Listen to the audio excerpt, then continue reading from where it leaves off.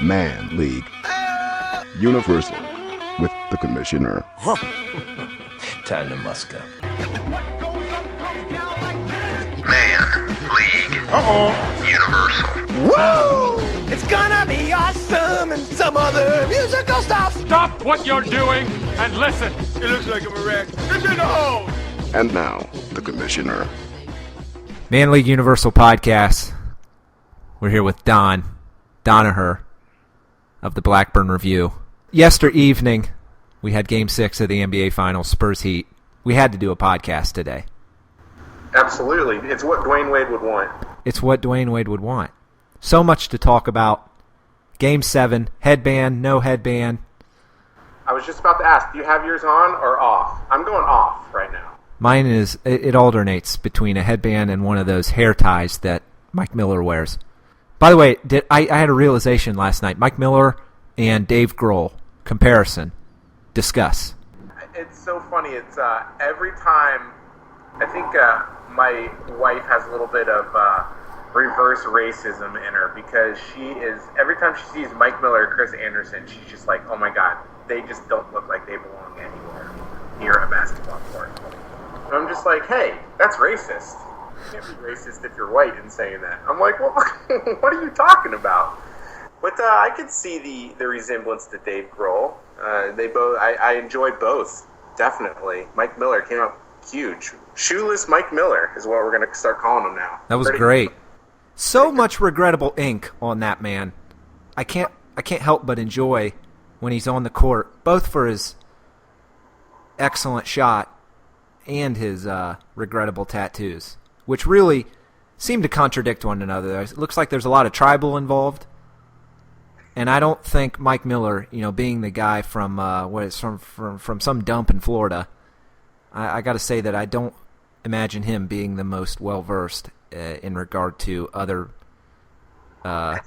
ethnic languages. Isn't he from South Dakota? I really don't know. I know he went to Florida, and he had a butch cut, high and tight in college, and he got beat up by Mateen Cleaves. That's about it. That's about the extent of my knowledge. But I do think he's from South Dakota, so maybe he does have a little engine in him. Maybe we should ask him if he's offended by the Washington Redskins moniker.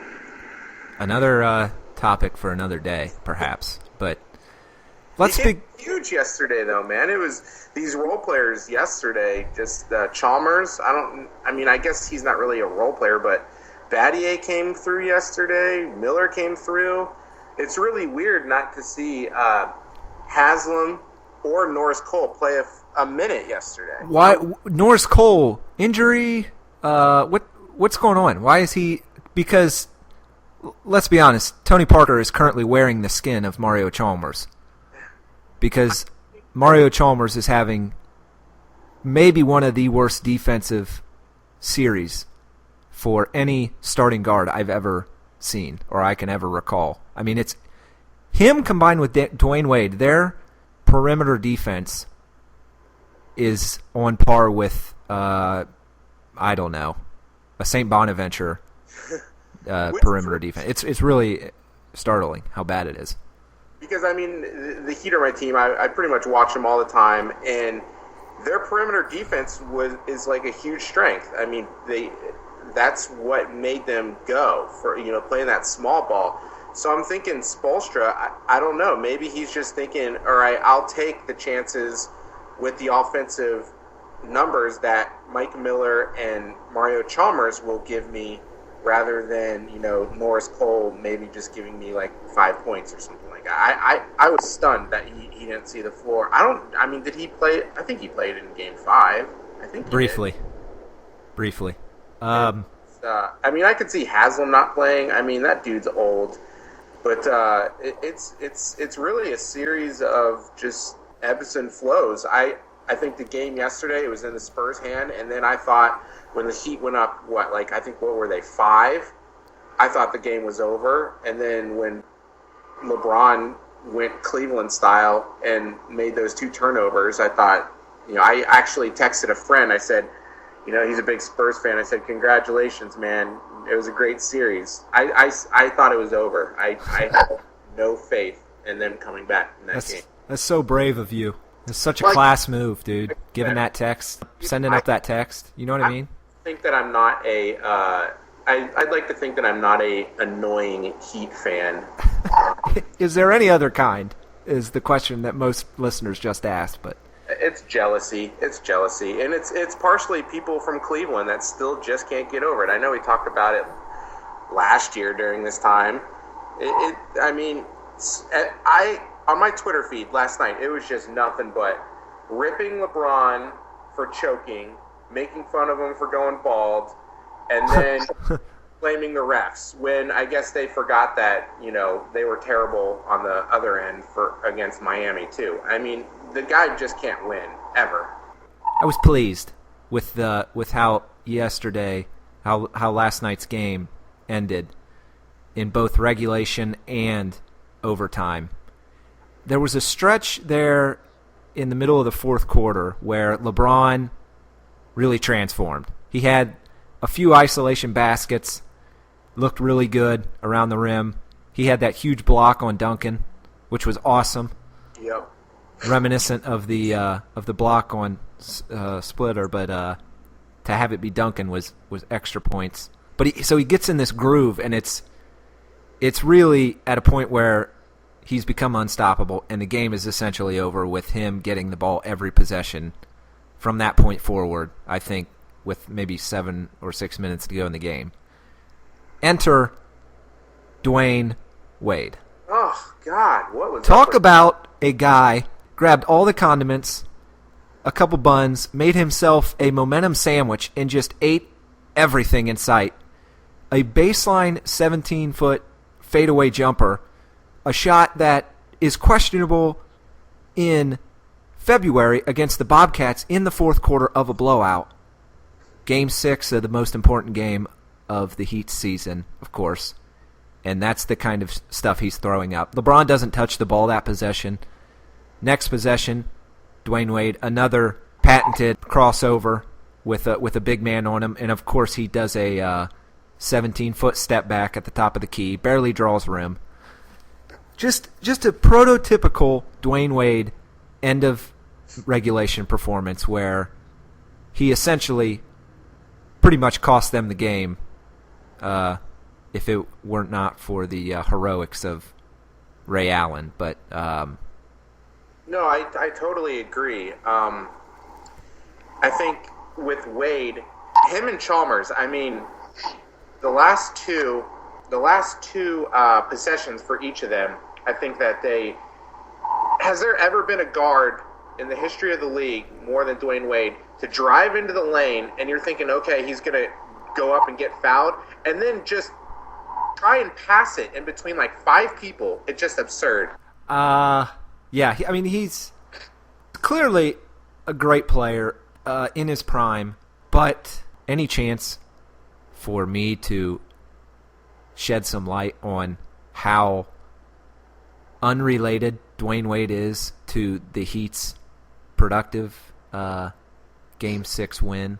If you look at the plus-minus of when he was on the floor and when he was not, as Dwayne Wade now has relegated himself to being a 12-foot and in guy. Apparently, the 15-foot jump shot is no longer a suitable option for him.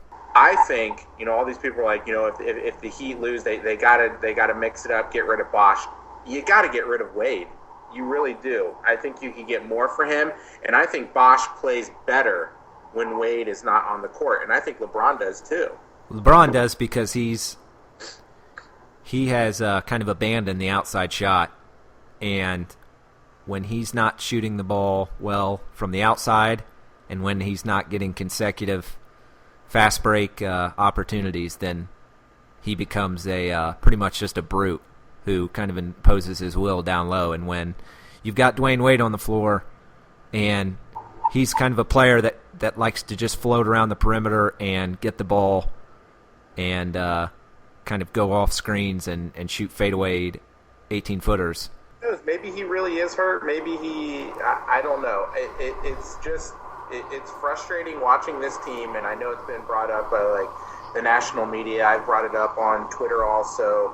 It's just the on-off switch of this team is the most frustrating thing to watch. They should, in all reality, should have won game 1.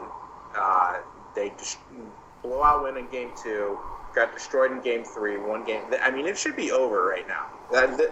I think we all could agree that the Heat are the more talented team. They have the better players. It's just that the Spurs played better as a team. And, of course, Danny Green and Gary Neal playing out of their minds.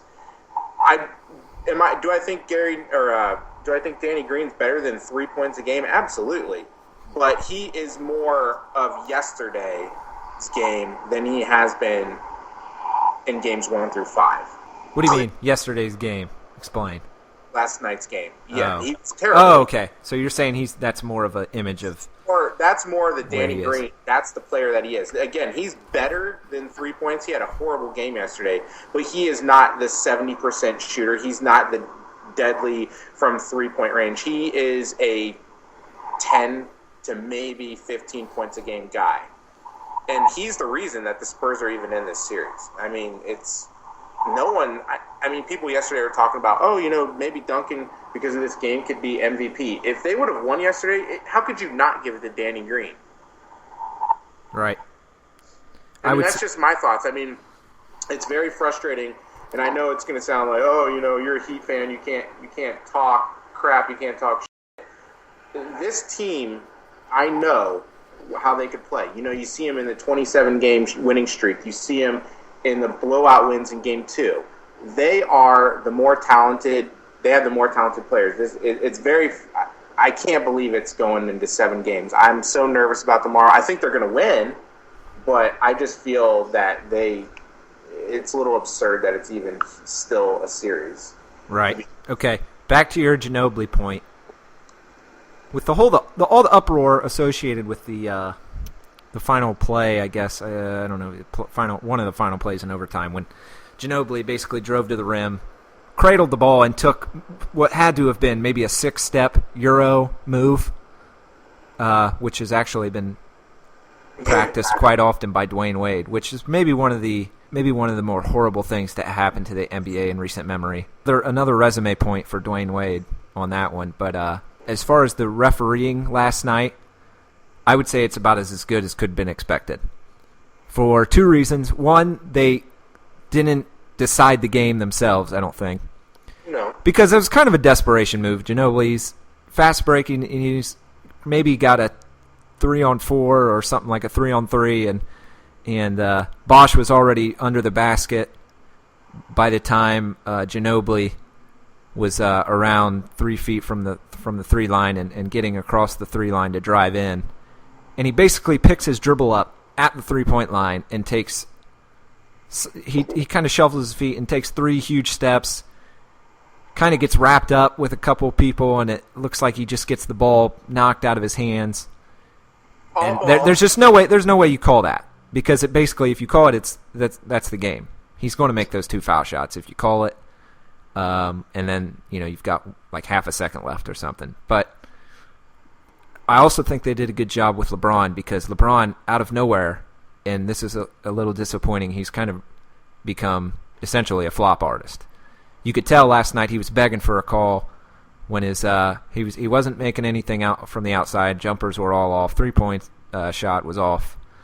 And with the offense kind of just being him at the top of the key, dribble around for a while with a 10-foot cushion of whoever is guarding him, and then him going into the lane and basically kind of just throwing himself at the nearest defender and falling over. I felt like they got it right almost every time where they didn't make that call. And couple that with how they didn't make any deciding calls at the end of the game, case in point being the Ginobili drive. The Bosch block at the end. The Bosch block at the end, which I have a hard time understanding what Bosch is thinking there. Yeah, you block that shot, but man, that's awful. If he head fakes, then, and I know that there wasn't a whole lot of time left, but all Danny Green really has to do there is head fake maybe and get Bosch. Bosch clearly leaves his feet on that block. Right. I guess it's would have been 3 easy shots, but I don't understand how you body up to a 3-point shooter like that and expect for there to not be any chance of getting a foul call. That's the you're going to have to get inside the head of a Chris Bosh if you want to talk about that, and who knows what's up there besides a face that really resembles some kind of raptor. It was a big block. I mean, he's probably in the mindset of, you know what, if I get all ball and I foul him, at least it won't be a 4-point play. We got to make him make 3 free throws, and who knows what Danny Green would have done then. But with LeBron, and I guess we could finish off the topic with LeBron. I think it's kind of getting into the Shaquille O'Neal kind of hack-a-Shaq kind of thing. Shaq was so dominant and so powerful. No one, he could have scored 100 points if the refs sort of try and make it even. And I think that's kind of going on with LeBron. He's so powerful and so big against other guards that, yeah, he plows into the lane. And the only way that the refs can make it even is, sometimes call the foul, but other times just let it go. Because he was flopping around, but a lot of times he was getting fouled. That play where the ball went out on him and first they called it out on Green, he was fouled there. Nah, I disagree. I don't think he was. And then with Ginobili blatantly elbowing him in the neck, that was a foul, but that's a flagrant foul on anyone else. Like, it's just absurd. Like, again, I'm not trying to make excuses for him. I've never really loved LeBron. When he was in Cleveland, I hated him. Now that he's on my team, I respect him, but he cannot win no matter what. I mean, he could go out tomorrow and score 50 points and the Heat lose, and it'll somehow be blamed on him. Yeah. I got to say, I think I think he's getting his due for the kind of performance he had last night. I don't think he was as great as people say he's been, because I think he got the benefit of the doubt on a few calls, but like you said, I think when you compare him to kind of how referees manage Tony Parker, well, Tony Parker, anytime he really gets hit at all, he's going to hit the deck just because he's not big at all. I mean, physically, he's like, 6'2", 6'1", maybe 190 pounds, 185 pounds, probably less, probably shorter. He's not a big guy, and one of the biggest disappointments of last night is that he's not going to be recognized for basically the major onions that he served up to the Miami Heat in the form of that step-back three, which was maybe the sickest shot I've ever seen, given the circumstances. I think they were down 3, and he had LeBron on him, which is another credit to LeBron, who basically guards anybody and everybody on the floor that needs guarding. Dwayne Wade and Mario Chalmers clearly not up to the task of even staying in front of Tony Parker for an extended period of time, let alone shutting him down. We had a terrible game yesterday. Tony Parker? 6 for 23. I mean... Oh, yeah. I mean, he was... Kobe Bryant does that, and he gets ridiculed, but they win. Tony Parker, I don't hear anyone ripping him today. The people that are being ripped are Greg Popovich, and that's about it. How many did Duncan finish with last night? Yeah, 30. Yeah. It was absurd that he wasn't in the game, like why he was taken out at the beginning of the fourth quarter. I mean, Popovich, I think he's just one of those guys, kind of like Bill Belichick, where he just... It's his way, and if you question him, he'll have someone kill you. And you're just not allowed to question him because he's a genius. But he blew it yesterday. In what regard? Loss is on him. In what regard? Do you think he should have left Duncan in that last possession on and Ray Allen's three? In the beginning of the fourth quarter, Duncan, why is he on the bench? Listen, I know Duncan's old. I know you got to be like, okay, what if we have a Game 7?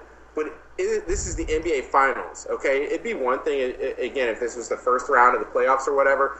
This is the NBA Finals. You put it out on the line. I can't believe Duncan wasn't like, dude, why am I not in there? Like He did sit for an extended period of time in the fourth, didn't he? Unbelievable. Yeah, that was really questionable. He was making Bosh his bit. It was bad. And you take him out for the first 3 minutes of the fourth quarter? I mean, what was that? So you have a prediction for tomorrow?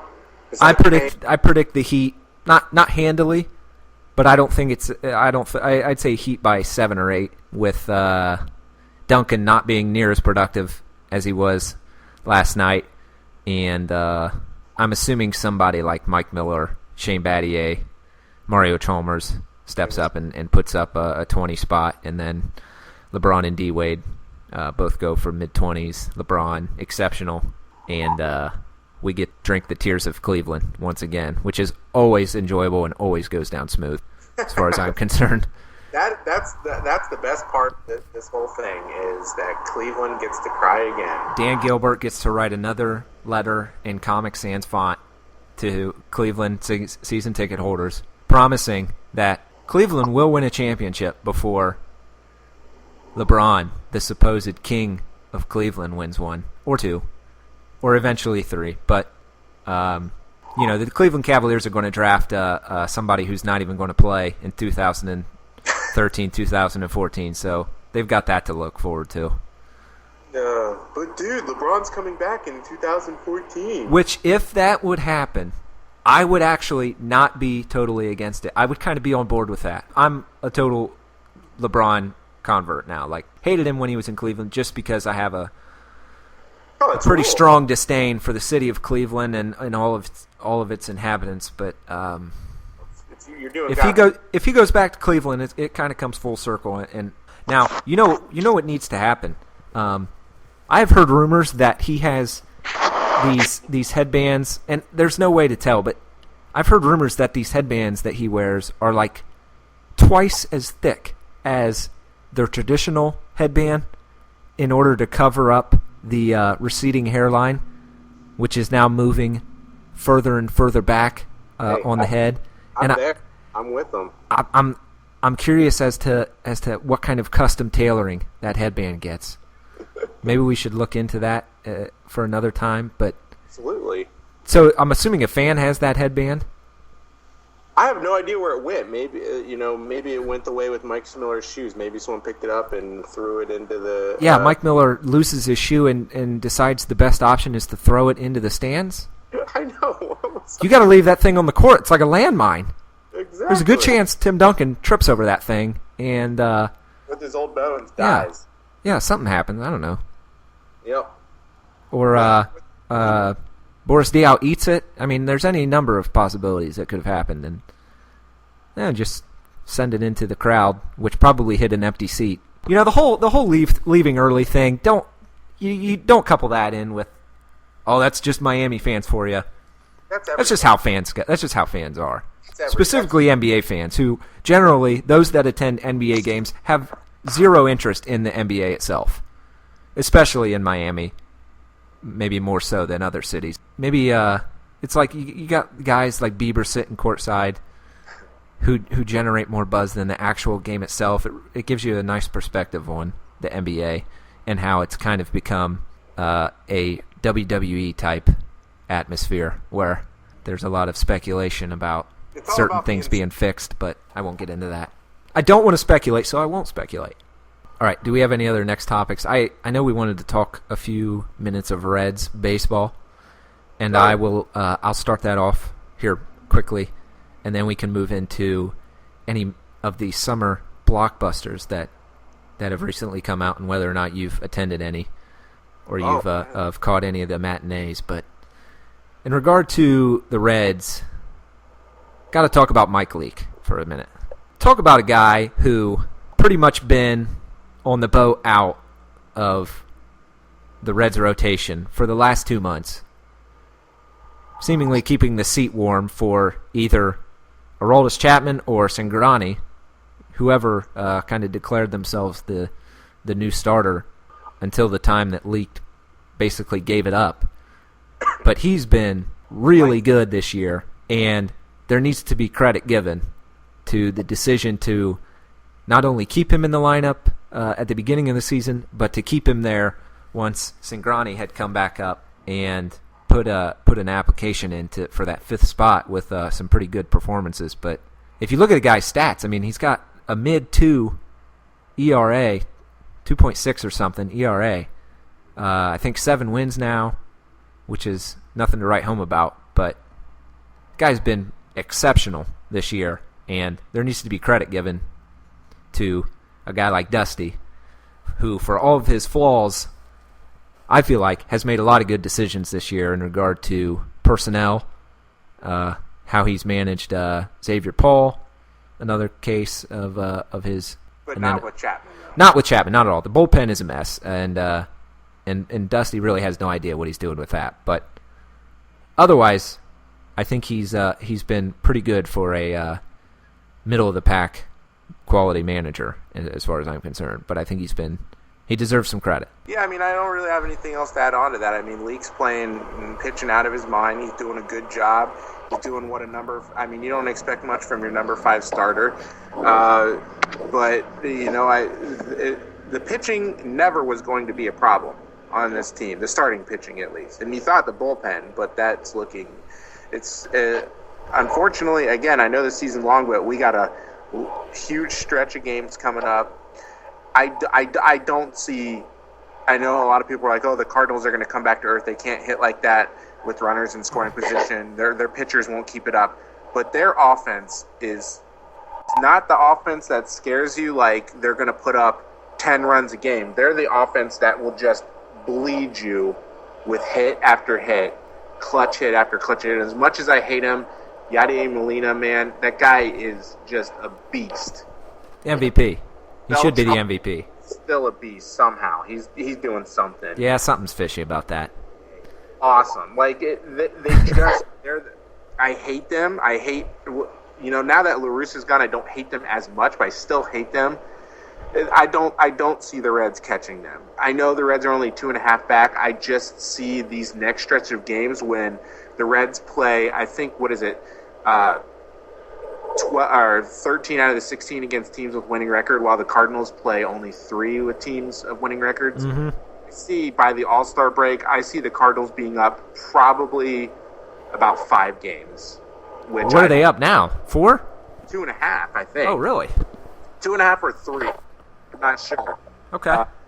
But I don't see the Reds catching them. I see the Reds definitely getting a wild card spot, but we'll see. Yeah, no shame in that. Cardinals' best record in baseball, correct? Absolutely, yeah. So, I mean, they're having a great year, and do I think that they're going to win 100 games? No, but I just think that they're just too good to not necessarily choke away, but I just think that they're a better, as much as it pains me, I think they're definitely a better team than the Reds. Interesting.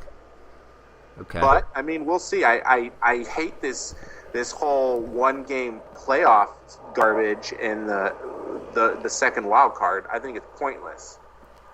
I think it's bullcrap. If you make the playoffs as a wild card, you should deserve to play in a full series, not a one-game winner-take-all crap in order to play the first-place team. I think that's bullcrap. Yeah. Almost about half as stupid as having home field advantage be decided in the All-Star game. Maybe the dumbest thing to come about in the past 20 years under Bud Selig's involvement with baseball. No replay. Baseball's just behind the times. It's pathetic. I mean, as much as I love it, love watching games, going to games, it really is. It's so far behind football. College basketball is ahead of it. And I would say, as much as people, make fun of the NBA, the numbers don't lie. I mean, look at NBA playoffs compared to World Series numbers. NBA playoffs destroyed the World Series numbers. Yep. Maybe just because it's it's such a long season, maybe that's why people like baseball, but it really is number 3. I don't see how anyone could argue that it's ahead of basketball. Right. Okay. Good talk. We're about 30-something minutes in, which is about 30-something minutes too long, I think, for our listeners' pleasure. But we have 5 people. It's the summer. I mean, I can't even remember the last time we've been on our site. Right. Any movies? Have you caught any movies lately? Have you caught any of the more high-profile movies that have recently been put out to the public here in the last month or two? Great Gatsby, I'm assuming you got that. You probably got all pampered up for that one, didn't you? No, I wanted to see it, but I didn't make it to that one. We saw This Is the End, which was actually very funny. The Seth Rogen, James Franco movie. Okay. I never got into the comic books, so, I mean, Man of Steel looks good, but I probably won't see that. Definitely not going to be seeing the Lone Ranger. That looks just dreadful. That looks terrible. Think of what are the other movies, that kind of big movies that came out. I mean, I never got into Star Trek, so I never saw. Oh, I didn't see The Hangover 3. Did you see that yet? I did not, and I have no ambition to see that. Yeah, I've seen some of the reviews, and it looks like they did the old cut and paste job again. That Todd Phillips has become so lovingly known for. Hey, Todd Phillips comes out. You got to look at this, guys. The last 4 or 5 movies post Hangover 1, you're looking at a lineup of something like Due Date, Hangover 2, Hangover 3, 21 and Over, Project X. God. I mean, the man needs to be put on trial at some point. Man, he's laughing all the way to the bank, though. Well, we're not even when you mention that, it reminds me of Adam Sandler. Yep. Grown Ups 2 coming out. Coming out, baby. So. Hey, you already wrote like a thesis on right. that. I say you go see it and write a review. I might catch it. I'm assuming it'll be on TV here on about 17 different channels within 6 months. So I'll catch it at that point. But you show Grown Ups 1 on FX. Right. Like every day, so. It's going to be quite the event. And, I mean, Sandler's the king. So as far as Todd Phillips is concerned, he's minor league compared to Sandler. I think Sandler's net value is pushing something like $500 million, nearly. Hey man, just because. More power to him. Don't yeah, hate the game, hate the player, right? Yeah, I guess. He's doing what we all would do. I mean, I gotta stop you. I would say that I would not portray myself as a cross-dressing identical twin. It is true. Well, what if you in a movie kids? with Al Pacino? I wouldn't do that. What if you had kids and they're like, you need to do this? Because remember when The Rock was like, I'm not doing any more action movies. I'm going to do the Tooth Fairy and the Game Plan. Get out of here, Rock. Come on, man. Then he realized, wait a second, you're going to pay me how much for Walk Hard 2? Okay. Did you see Fast and Furious 6? No. Man, we got to see that. We got to see that and do a post-podcast to catch up on all the new plot twists. All the new hijinks of that of Dom. And all the exceptional dialogue, the amount of baby oil used on the biceps of The Rock. Did you see it? No, I did not. But I saw the preview, and I saw, as we mentioned before, I saw a Corvette drive out of a moving commercial airplane at full speed on the runway, which is totally acceptable in the Fast and Furious world. But you know what? You never know what happens down there in Brazil or wherever they're at. There's no rules down there. There is no rules down there. There are no rules. The World Cup and the Olympics are going to be down there. I mean, it's going to be Thunderdome down there. Should make the trip. No, we wouldn't come back alive. We would either die or be kidnapped. Definitely, there would be a kidnapping of some kind. Yeah, when they kidnap us, they would just be like, wait, you guys aren't worth anything. We're just going to kill you. So it would be kind of both. So we would get kidnapped, and then we would die. Right. We're going to harvest your organs and then sell you on the sex trade market. My family would be like, we told you, we're not bailing you out. Have fun. All right. Any other parting thoughts?